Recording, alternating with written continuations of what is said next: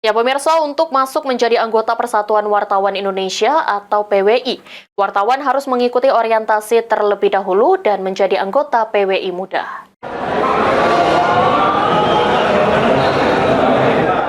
Untuk masuk menjadi anggota Persatuan Wartawan Indonesia atau PWI, wartawan harus mengikuti orientasi terlebih dahulu dan menjadi anggota PWI Muda.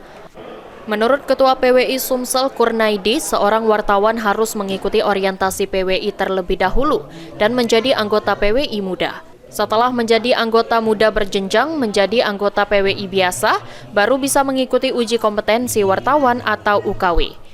Setelah mengantongi sertifikat UKW, barulah bisa disebut dengan wartawan yang memang berkompeten.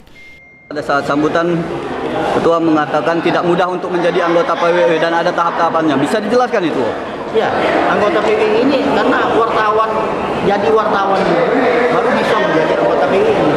Bukan dari masyarakat umum bisa masuk anggota PWI, itu tidak. Jadi dari wartawan, izin dari redaksinya, baru itu bisa ikut orientasi. Kalaupun lulus, baru diangkat menjadi anggota muda. Kalau tidak lulus, ya belum bisa diangkat menjadi anggota muda. Dan kemudian ada tahapan lagi peningkatan. Peningkatan nomor status anggota dari anggota muda ke anggota biasa. Nah, setelah lulus orientasi peningkatan, baru diadakan uji kompetensi wartawan muda. Setelah lulus uji kompetensi wartawan muda, baru bisa mendapatkan anggota biasa. Jika anggota PWI terbentur dengan hukum organisasi PWI akan mendukung anggotanya, selama itu dalam pemberitaan yang dibuat wartawan anggota PWI benar. Namun jika terlibat hukum di luar dari profesinya sebagai wartawan, tetap harus diproses hukum dengan undang-undang yang berlaku. Anggi Perkasa, PAL TV.